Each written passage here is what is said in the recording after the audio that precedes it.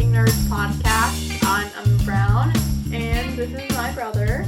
Zachary Brown, the coolest person at this table. You said that last time. I can say it again! And it's still not true. But we have a guest today. This is my best friend. Would you like to introduce yourself? No.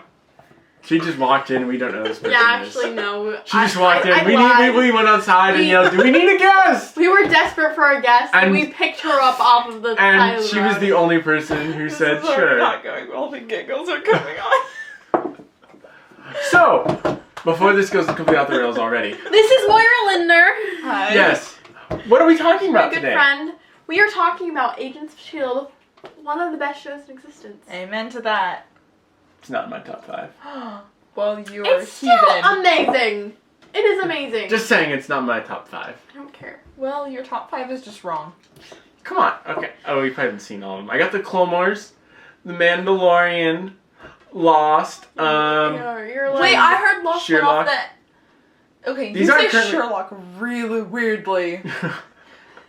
You do. I can say Sherlock. Okay, I just lost the last one. Agents of S.H.I.E.L.D. Right? No, it's not Agents of S.H.I.E.L.D. I Well, don't you're know wrong. what it Whatever is. it is, it wasn't worthy of it. Yes, it was. Anyway. So, where would we like to start? Where would we like to start? I don't. Why are you looking at me? Because you're I'm the one our who keeps us guest. on track. Actually, You're in okay. for some bad Well, news, you know buddy. what? Let's I just cannot start keep this on just track. our thoughts about where the show is right now in general. Like Would the- you like to go first? You're a guest. You should not go at first. all, but apparently I will. So, where the show is right now, I think it could have been done better. There's certain things I would change, character choices that I would have wished they would have never even said in the writer's room. And I think that the plot could have been a little bit less convoluted. The villain could have been a lot more, like a lot more intimidating. We're talking about season 6, right? Yes. Okay. Yes. Yeah. Agreed then.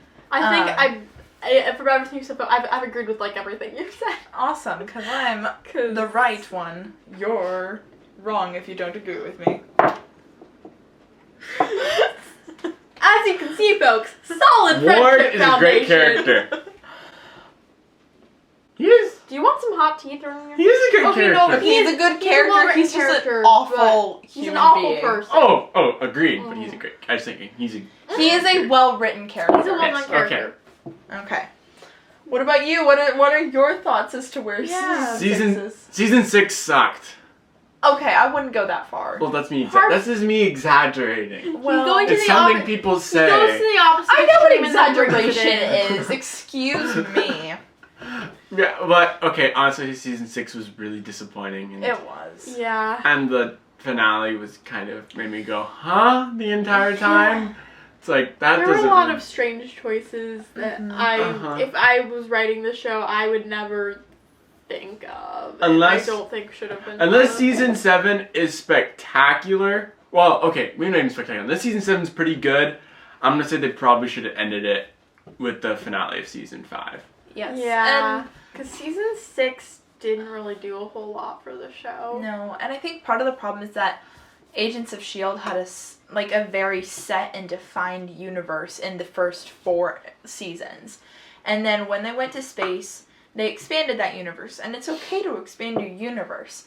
But when you make it so big for a show that's already on the rocks, you don't set yourself up for success, because now there's so many things that everyone wants to know about, but because the show is likely to end soon, you don't get a satisfying ending and a satisfying conclusion to your universe, and it causes you to lean on some contrived plots. Yeah, I feel like so that's the thing. When you have something that was a really satisfying way to end things, like I think the way that season 5 ended was really, I think it was well done. I think it left me with a satisfied feeling, even though we were clinging to each other, still recovering from our sobbing. Oh yeah, that too. But I still think it did that well. And then just like, unless you have a really good idea for where you want to go and have a specific purpose in mind for what you're doing, And you can kind of just lose your way when you're continuing the show unless you already had, like, a good idea for how to continue it. And I just don't think they really had a great idea. And that's kind of my problem, is that I think for the first, like, 3 seasons, they had a defined plot as to this. I think that probably planned out, like, the first 3 seasons when they were going into this. Somewhat, yeah. And had an idea of, this is the universe, this is what we're going to establish, and this is what we're going to explore in our show. And because they didn't stick to that, it leaves the audience feeling confused because they don't know what the show is about anymore, because it lost its identity after it refused to stop playing within the boundaries of what made the show great. Yeah, I totally agree, because, the first 3 seasons definitely felt like it was all part of the same kind of story to thinking humans, just slowly escalating until you get to Hive at the end, which worked really well. I mean, season 4 and 5 were still good, but they weren't quite as connected to that main story, and, like, the Inhumans weren't quite as central anymore. And they lost potential with what they did with the Watchdogs. That's my opinion. Remind me. Yes. Yeah. And I did love season 4. I thought it was very well done, and I think it was a good addition to the universe. But I think when they made the choice to go to space, that was the moment when they messed up. Because while space is a good option, Agents of S.H.I.E.L.D. has always been the grounded and the more centered logistical part of the MCU, as opposed to the giant movies that are grandiose and take place and have these epic space battles and stuff like that, which I love, don't get me wrong. But AOS has always been something that was a little bit more down to earth and real between characters, and not a saga of stories that featured melodrama and grandiose setting. Yeah, it's hard because I love season 5, and I think what they did with it was 5. Good. So I think it was so well written, and it was in certain aspects. It was well written in the plot. The plot was very good, and I loved the way it told the story that it aimed to tell. But I think what ruined it for me is the fact that the show has always been central to its characters and who these characters are. Character stuff. They messed up characters, and when you mess up the thing that makes your show great, even if you do succeed in other aspects, you lose a lot of you lose a lot of the potential for your season, because your characters are what define your show. It was the thing that made it. I don't think I had an actual hard time sometimes, like, getting through episodes until season 5, because there's certain aspects of season 5. I felt so on edge and sometimes frustrated, and I realized going back that was partly because of, like, the characters and stuff and what they were doing with them, and I don't think they were all in character the whole time. Like, I understand, I completely get, like, it's completely realistic for when people are put under extreme circumstances to act differently, but I think they went too different for it to be realistic. Because it kind of started to feel like the characters are making decisions, not because it made sense for them, but because they had to get to the point where there's potentially Daisy could destroy the world, so they kind of had to have characters make decisions that really make sense just so they could get to that point. So kind of like, especially in the second of the season, the whole thing was just revolving around the whole prophecy about the world getting destroyed instead of the characters. Everything was revolving around that and getting to that one point. I can actually kind of see a little bit more what you're getting at.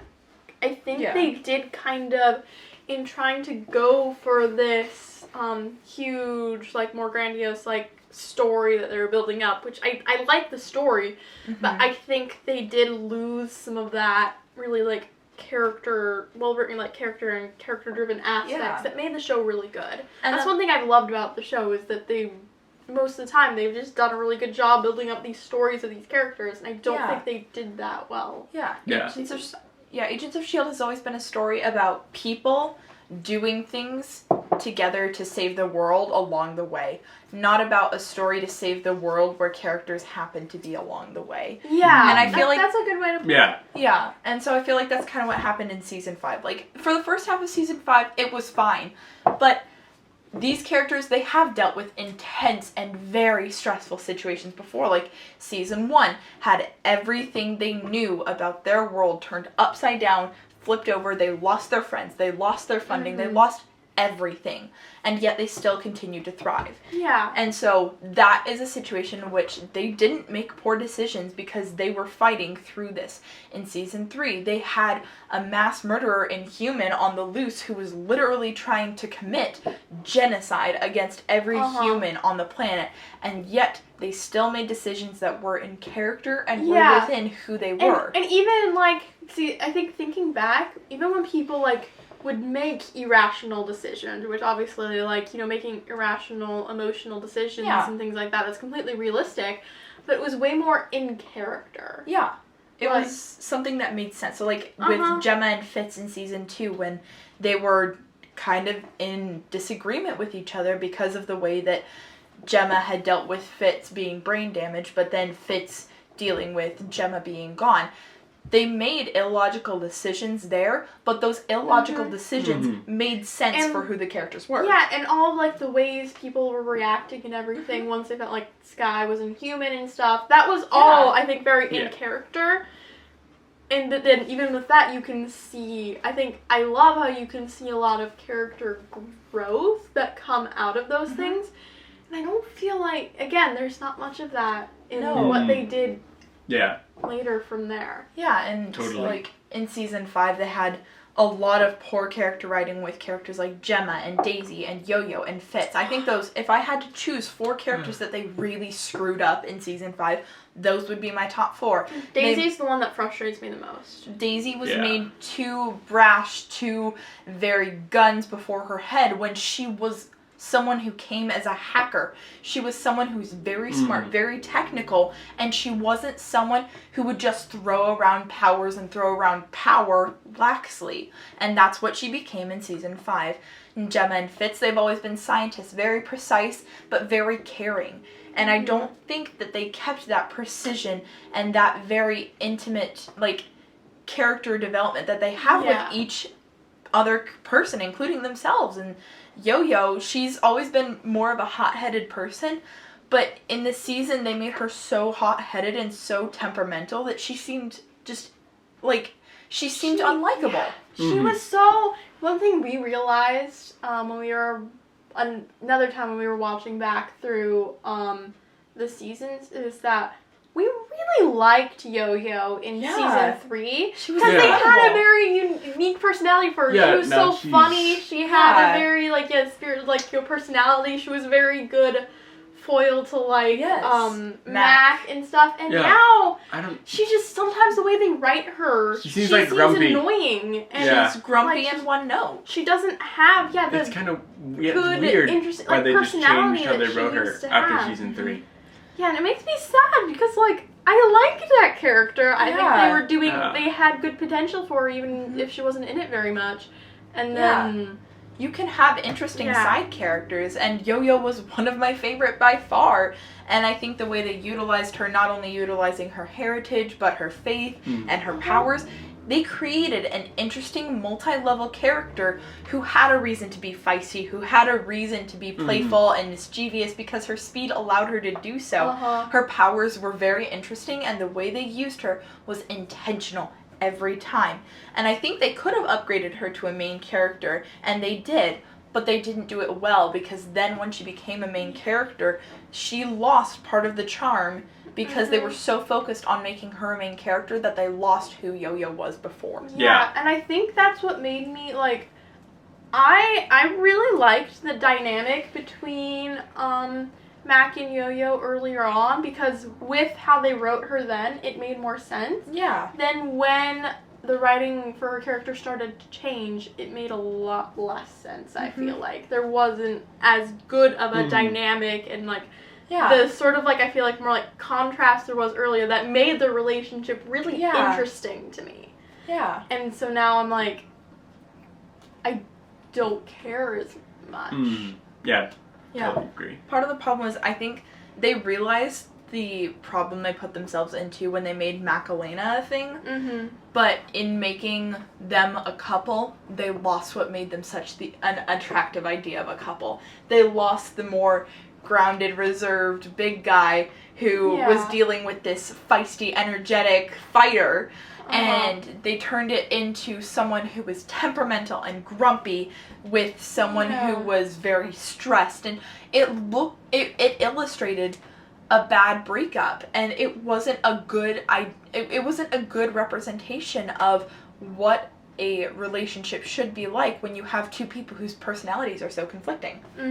Yeah, and it frustrated me. Yeah. I feel like they just kind of lost when they got to that point. They just kind of lost where they had been going with the characters. It almost felt like they kind of forgot where these characters started. Yeah. And so they just took them to a completely different place. It didn't make sense for their stories. Like, there were certain aspects that you could still see aspects of the character they were, but it was just, it was taken too far, so they seemed too different. It was like something beyond character development. It was just like, it just felt like, especially certain aspects of them were just completely different and not, there wasn't good development. Yeah.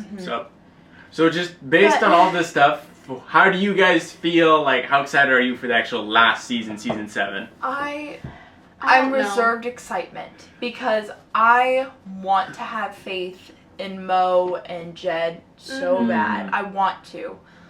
But with the way they handled characters in season 5 and the way that they dealt with everything in season 6, I don't have a lot of hope. But from the way that things are portrayed so far, there is some aspect of characters in there, and I'm excited to see that. I'm interested to see what they'll do with the things that they set up at the end of season 6. I think they have a very good premise, but I'm not going to get my hopes too high yet because I don't want to be disappointed by something I love so much. That would you say, like, we've used this a couple times, I might go into there with an air of a cautious optimism. That was exactly what I was going to say. Cautious optimism. Just cautious optimism. Our motto for this podcast, cautious optimism. Basically. Coffee mugs will be on our merch store next week. Yes. We have a merch store? Cautious optimism. Wait. I didn't know we had a merch store. We'll have a merch store next week. Sweet. We have merch now. Myra's taking point on that. Yeah, because I do think, I'm hopeful that they, since they have written these characters before, I'm hopeful that they can find a way to end the series on a good note and have a good way to close it out for all these characters. Otherwise, I think I might only ever acknowledge season 4 through the first half of season 1 through the first half of season 5. That might be all I acknowledge if season 7 fails. Because I really hope they don't end it in a way that just like super disappointing and you just like hate all the endings for all the characters. I really hope that doesn't happen. Yeah. So, I'm curious, what's your, you probably told us this before, but I don't remember, and just for the sake of the listener. Okay. What's your favorite season of Agents of S.H.I.E.L.D.? Yeah, let's all answer that. It would probably come down to either season 4 or season 3. Like, I love a good classic season 1. Season 2 is very interesting, and I think it set the tone for the rest of the show in regards to this is the universe we're going to be playing in. But season 3 is really what defined the show, and I think season 4 was a turning point that I really, really loved because it embedded elements of the first 3 seasons with kind of this, like, it was darker, but it was more mature in a way that these characters who started out, like, when we look at Gemma and Fitz and Daisy in the first season, they were all very young and like pretty naive, and so this season 4 turning point allowed for these characters who have been through so much to kind of show a story growth. And I think I would propose that I think season 4 is actually a good example of having not drastic but like a change to things and like dynamics between characters and just in the overall world but it being more in like the parameters of actually being good development. Yeah. That allowed for different things like in the stories and like like more interesting like ways to like see things and everything. Yeah. So I think it was a better representation of doing that because it did feel different, but I don't think it wasn't like wildly too different and still stayed true to the characters. Yeah. And like I think I especially love the way they dealt with Mac and Yo-Yo in this season during like the framework arc. They did such a good job representing kind of the struggle that they've been through, like illustrating Mac's character development going from someone who used to be very carefree, very joyous, into someone who was a little bit more closed off because of the loss he'd experienced. And so realizing he'd have to go through that loss again, like that is a beautiful story to deal with. And having someone who is normally very brash, very dismissive of things that tend to be more of matters of the heart, having her stop and realize that this is essential to deal with if you are going to ever be close to someone like that. That is a great character dynamic, and I think it's the greatest thing they ever did with those two characters. And I really I still am not a huge fan of the first pod. But I really like the other story arcs that they played with. I think it was really interesting, adding in stuff with Ada, and especially the framework. So just all of the super interesting stuff they packed into that, and seeing, these characters and, these different lives, but still, being able to come together and do all that, and it's just... Yeah, I love the framework arc so much. They did the framework thing really well. I would say that the framework arc is one of the best written Marvel arcs, period. And that includes movies and other TV shows. I would say that whole arc, going from probably Self-Control to the end of the season. Self-Control, I would say, is one of the best acted episodes in the entire series. Going from Self-Control to the very end of the season, that whole arc, I would say, is better than probably 80% of Marvel movies. Yeah, and you know that I love good scenes with the Gemma and Daisy's friendship. Oh, so, and that whole episode, Self-Control, we could do a whole podcast on Self-Control, because that is such a good episode. Maybe when you and Moira start your Agents of S.H.I.E.L.D. podcast. Awesome, sounds good. You can break down the entire show. Yeah. But my favorite season, personally, would be season 3. Yeah. Agreed. I love... Well, I am a sucker for angst, and that season is so sad. And also, I love the character arcs in that, and the story, even the first half and then the second half, I think they both just work very well. Yeah. And very interesting, and I love what they did with that. Mm-hmm. Yeah. Yeah, so I'm so sad that Lincoln died. Oh, I'm sorry. I shouldn't have brought that up. Excuse me. I still have PTSD from that. See, yeah, so I'd also definitely be season 3, because I think that has the best balance of good character moments and a really good story. Yeah. It works out really well, and Ward and Hive as a villain. They're making really good villains. Yeah, they are.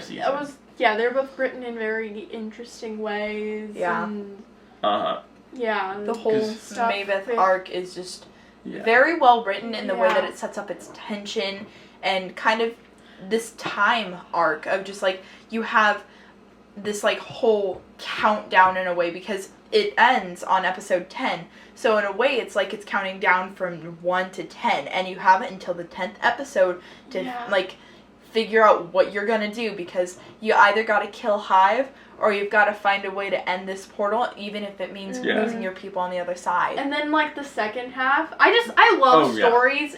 Especially, I like writing them too. That kind of all do play mind games with you, or are like teasing something from the very beginning, and so like the flash forward little like I was showing when in Aftershock. Spoiler: Lincoln dies when you see that whole flash forward.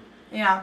I think that they did some very good stuff with that, and also with the Maven stuff, like the 4,722 hours. I love that episode. Probably like, one of Elizabeth Henstridge's. It's so different from like a lot of the other episodes, but I think it's so well done. It's so well acted. Yeah.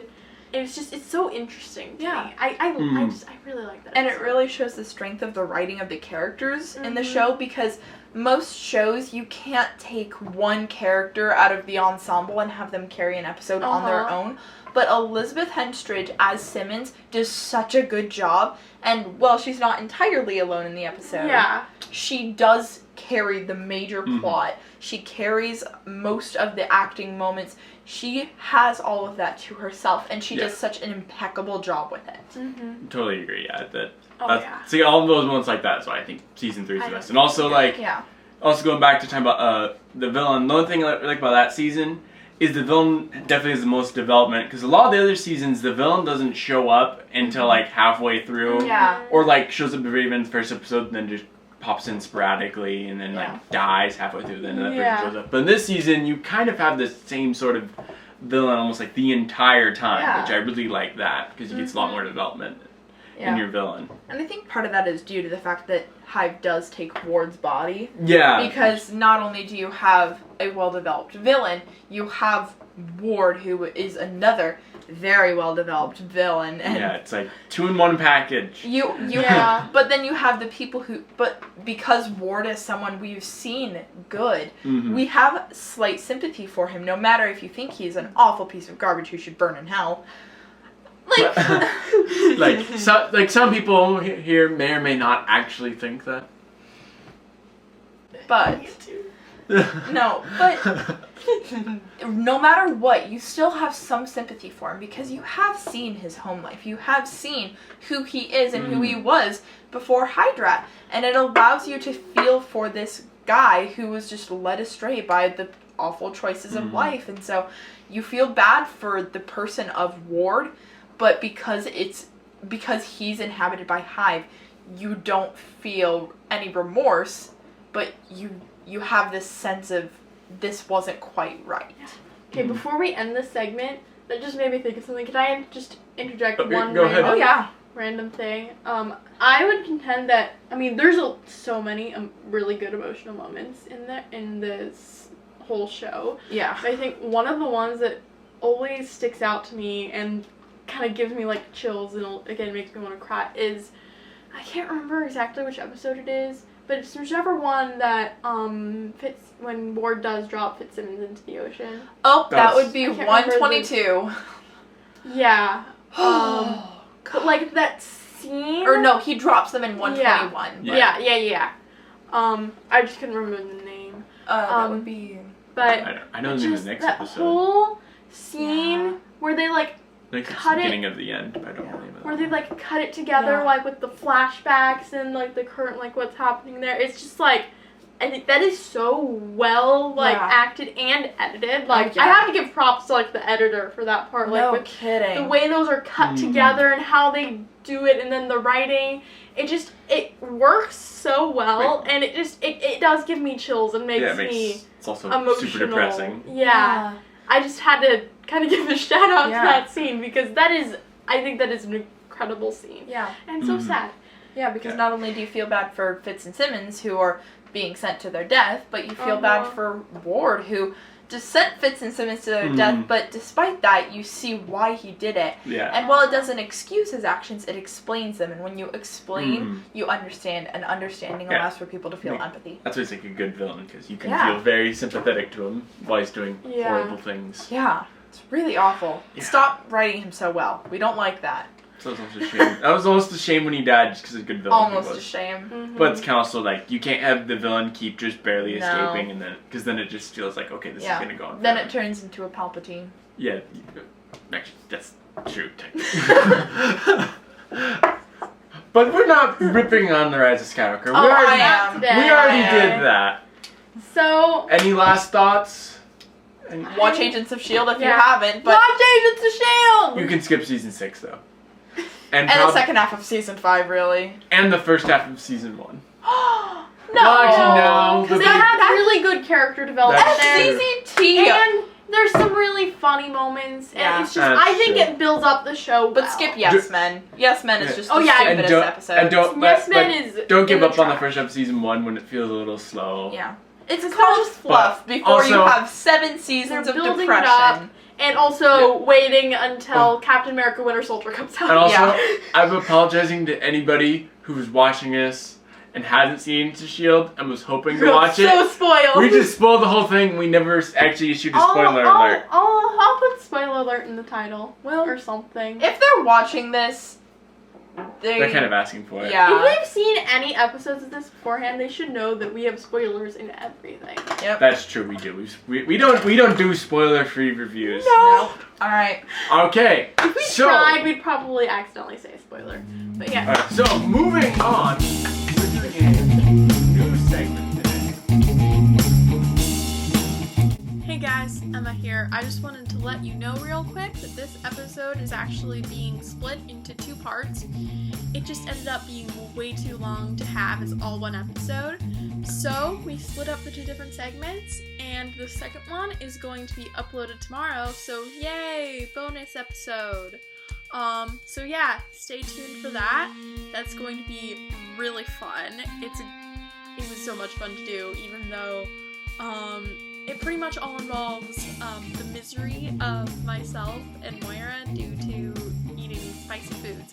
But yeah, you'll get to see all that tomorrow, so I will see you later.